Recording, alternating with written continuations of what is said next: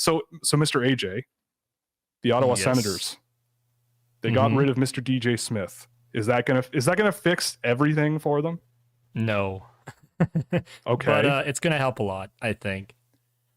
I just look at this team, and I think they just needed a fresh voice at this point.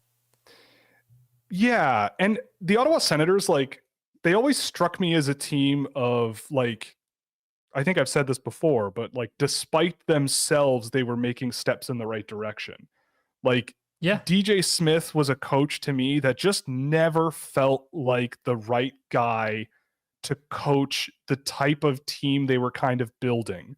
You know, like Brady Tkachuk maybe is up that alley of a DJ Smith, but like when you draft guys like Tim Stützle, who has obviously become a very, very good player, and like Jake Sanderson and Thomas Chabot, it just didn't feel like it resonated properly with me. Eric Brandstrom has had a nightmare of a time getting ice time, and I think that's affected his play.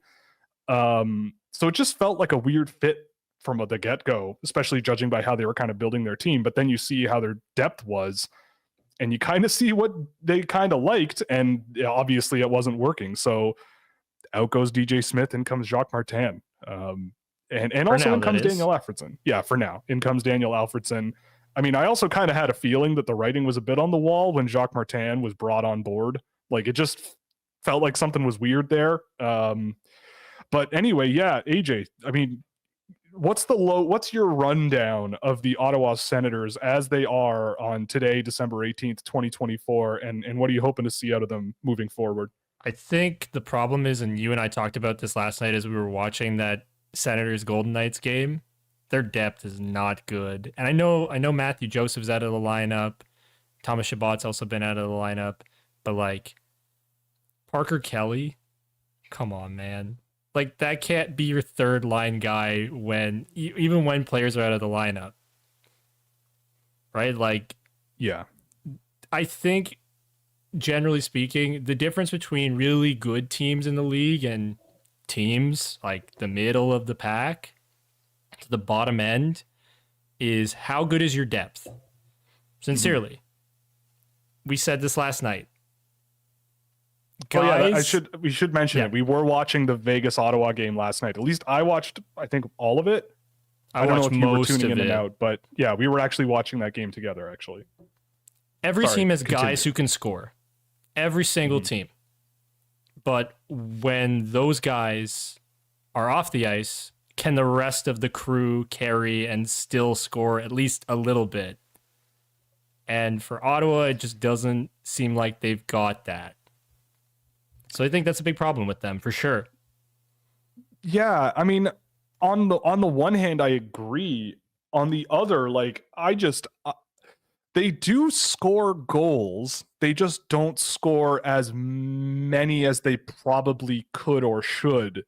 Yeah. Like, I watch the Senators play, and I'm thinking, like, it's so weird to me that Tim Stützle has one more goal than Jake Sanderson, right? Like, that just doesn't feel right. That's and when ridiculous, and when I watch Tim Stützle, like, I don't look at Tim Stützle and go, this guy's having a bad year. You know, like, same thing with Claude Giroux. Like, he's a little bit slow maybe for this day and age in the NHL, but like, he's still not a bad player. He's up near a point a game. I've really liked Matthew Joseph this year with Ottawa. They've got good parts of the car, but it's another one of these teams. We talk about these a few times this season so far, where it's like the weak points almost like torpedo the whole thing, all like way too often. Right? Like watching them last night, it's like, it's one of those things where I feel like analytics doesn't really capture it. It's like the significance of a single error. Like the number of times last year where Vegas like threw a stretch pass up the ice and there was just very little or not enough coverage on those exits and entries, even like offensive zone entries on these stretch passes. It just, there isn't, like, there's just not enough there. And that one mistake, you know, allowing that one guy to break through that one time, or just not being in the right place, or going for a line change at the wrong time, like once in a game, puts you down one. And I feel like the Senators, the games I've seen them, they've done that somewhat often. It's just like they're playing okay, and then just something happens and it just like all falls apart. It shatters their confidence. Even Claude And Giroux said last night about how the team is yeah, fragile when and moments like that happen and they occur and they just can't bounce back. And that was something I was noting as we were watching that game, is like, there's no fight. There's no fight back. yeah, When the yeah, Leafs go and down 5-0, went down 5-0 against Columbus. Oh my God, there was fight back. I mean, just as a side note, that's half the reason I am wearing a Toronto Maple Leafs jersey tonight. One is to celebrate 3 periods, 7 goals against the Pittsburgh Penguins, but also the first game back for Timothy Liljegren, who's The on the best jersey, player named Timothy in the league. and also the most insane 5-0 comeback. They're like a reality show. It's crazy. They're just a train wreck that sometimes doesn't wreck. It's bizarre. Anyway, back to the Senators. But yeah, I mean, I think, like you said off the top, I think that this will be a good thing for them long term. With Jacques Martin, like from what I've gathered over the course of today from people who know a lot more about, coaching than I do, and players in the NHL, like Bobby Ryan and Jason York on Brent Wallace's show today, they were talking a lot about how Jacques Martin is a guy who likes a team that takes care of the puck. And so they were saying, it might mean that Ottawa is maybe taking fewer chances, or maybe they'll look like a more boring team, but it's more that they're just trying to shore up the stability of the group and become crisper. And last night I noticed with the Senators, like their breakouts and their rushes up the ice were oftentimes, with especially these depth guys that we're talking about, really, just passing pucks a foot behind the guy, or things where a smart team like Vegas, a team that I think that Ottawa is maybe trying to model themselves after, a team like Vegas is going to read those breakouts and challenge those puck receptions. And if you're not clean on those puck receptions and have a lot of pace to get through that pressure, a team like Vegas is either going to pin you to the boards, chip the puck past you, and come back the other way. Like they did that a few times last night. And I don't know. I think you're right though. I think that long term the Senators should be able to bounce back, be a better team. But like they have a good team. Yeah. At least in the core, in that nucleus, right? Yeah, that core is good. And I think that it's salvageable in the sense that, like, yeah, you've traded a lot of picks, and like a lot of the guys they've drafted, I think, are slowing down, I guess you could say. Like recent years has not been super fruitful for them. And I don't see like a tremendous amount coming down the pipe for the Senators. But that doesn't mean that it's impossible. Like they, I think that a big thing for them is like we said, like a little bit of a mental, one side is mental, another side is just that everybody keeps talking about their defense, and seeing it firsthand was kind of surprising to me, like especially for a team coached by DJ Smith. I don't know what the ethos is there with the Senators and like what they're trying to get into the heads of those players, because I don't know if it's just been years of trying to make Eric Brandstrom like a solid defensive player, and he just isn't. Like, right, I don't think he is, but it's like an inability to either live with that or move on from that. And I don't know who, like, it's been, I don't know, they're just a bizarre team, I guess is what I'm getting at. Kind of bewildering, because like I expected them to be like a bubble team like last year, and this year they have the same. What did you say? They have the same record, same amount like of points, almost the exact same record. Yeah, and that's after adding like Vladimir Tarasenko. It's bizarre.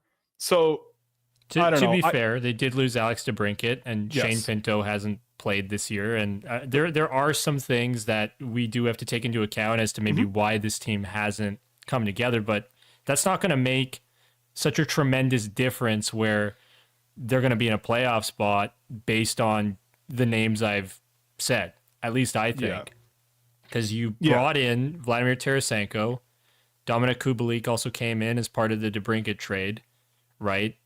I mean, he's not Alex DeBrincat, but he's fine. Yeah. Matthew Joseph has looked really good. Yep. Like they have good pieces. It's just, as you said, the bad players torpedo the team. And I hate to reference the Leafs again, but look at how bad they were with John Klingberg on the ice, and how bad they were when Ryan Reeves, David Kampf, and Noah Gregor as a unit played at the beginning of the season. Yeah, like it's like they have, in my view, after watching the Senators a bit over the last week, like they have some non-options, right? Like guys who in the areas where Ottawa is weak are really not really doing much. Guys like Travis Hamonic, I think, has not had a great year. Guys like Eric Brandstrom, I think, has just, like, you want to talk about a guy who just needs to go somewhere else and try it out. Like, I think he's a good case of that. Parker Kelly, like a guy you mentioned, Rourke Chartier, just guys who are there, but, you know, like, again, if you really zoom out, like, you're not getting much from these guys. And, you know, Zach McEwen is another one. Mark Kastelik is another one. It's just, you know, they're there to push guys around, and it just seems like there's more to the game than that. Like it's a really interesting microcosm to me of like how people think about what your depth is supposed to do in an NHL game. And it's like, well, okay, but like look at what Nick Roy was doing. Nick Waugh, I should say. Look what Nick Waugh did last night. That goal he scored was amazing. And he's, I don't think he's like a top 6 guy for Vegas, if I'm not mistaken. I think he's more down the lineup, but that's a guy who, sorry, but they just have a bunch of guys who jump in and out, who they can play up and down, right? Like William Karlsson, he's a really good matchup center that you can play on your third line, you can play on your second line. They would have played him on the first line had there not been Jack Eichel, at least ever since he's been traded. But like, he's a really useful player that they can just move up and down. Yeah. And you were even saying, like, what would a Parker Kelly be in Vegas? Oh, like, what would he be in that system? Yeah. A third liner on their AHL team is what I remember you saying. Yeah, something like that. Like, and it's true. Yeah. Like Zach McEwen. Like, what is Zach McEwen on the Toronto Maple Leafs? Right? Like, I mean, obviously, I'm wearing a Toronto Maple Leafs jersey, so it's, you know, this is tenuous territory talking about the Ottawa Senators. But I mean, the Toronto Maple Leafs fans complain endlessly about their fourth line, and they haven't been great. John Klingberg was not good, but like, again, it's like you zoom out a little bit and look at the league as a whole. It's like, oh man, like there are some black holes on some teams here. And again, it's really, I don't know. It's going to be interesting. Again, like you and I both agree, the Ottawa Senators have a good group of players there. A good foundation to build on. There is something there. There's a nucleus, and they should be better. And generally, when that's the case, like they usually get better, right? Like you can usually identify it. And I think that a little bit more of an injection of fun and pressure and speed and speed like could help this team, like and I think there are pieces there to make that work. So yeah, it was kind of a long time coming, I would think. But I mean, again, the thing with Ottawa, like they kind of have to get moving. Like if you really look at the ages of the guys on the team, like they've got to get moving. It's not Brady horrible, Tkachuk, but there should be a little more alarm bells going off for people than currently there are. Yeah. Like Jacob Chikrin was in the same draft as Austin Matthews, right? Like Brady Tkachuk is turning 26, 25. And so that's not old, obviously, but in the I think he's a little younger than that, actually. Is he? I think so. I can't remember what year he was drafted in. That's usually how I remember. Was he? I think he's 24. But in any case, yeah, he's 24. So you do have runway. It is fixable, right? Like there's a good core group here, but like you can't have too many more seasons like this, I don't think, right? Like you just can't. Yeah, and they've got guys on contracts that are like Jake Sanderson's deal kicks in next year. Jacob Chikrin, I think, has 2 more. So this year and next at 4.6, right? But what's he going to command in a couple of years' time? Yeah. Right? Like next year and the year after that, Like, because I'll be honest, I don't see a real avenue for the Senators to make a push to get into the playoffs without some sort of Christmas miracle happening, Right. like post holidays. They just got to get moving. And I think speed is key. I think the next 5 years are going to be really the window, right? Like, because that's when Brady Tkachuk's contract ends 5 years from now. So, and it's kind of like looking at the Toronto Maple Leafs with like an Austin Matthews. It's like once he signs that deal for like 5 years, it's like that's the window to prove that this team is on the right track, you know, that this team is doing all the right things. And so with Ottawa, you know, we'll see what they do. I think another issue with the team is that they need more resources around the team itself, like in management and in development and like all the things that you hear about how Ottawa just did not have the same level of reach and resources that a lot of other teams have. Like that can also affect things quite a bit. So, you know, they also still don't have a general manager, which is kind of wild. But in any case, I mean, if you want to wait till you find the right guy, then find the right guy. Or a girl. I think things will stabilize too. Now with new ownership, like the Melnyk years were tough, evidently. And the end of that, like we're seeing the end of that now with DJ Smith being out. So I think that now this new ownership group give them the opportunity now to put their own people in place. And it seems like they're on a much better path than the chaos of the Melnyk years. Yes. And that should be the overarching emotion here. Like we can sit around a fire with Sens fans right now, Kumbaya style, and go, welcome back to like the light side here. Like it's gonna be okay. You've got a good team. It's hopefully this moves things in the right direction. Like this is the last vestige of a bygone era where you need to sort of exercise that and to move your team forward. And I think that if they do move forward, they may, you know, it's like a couple of peripheral moves, you know, a couple of peripheral guys that are effective. There's, you know, that's all you really need to do.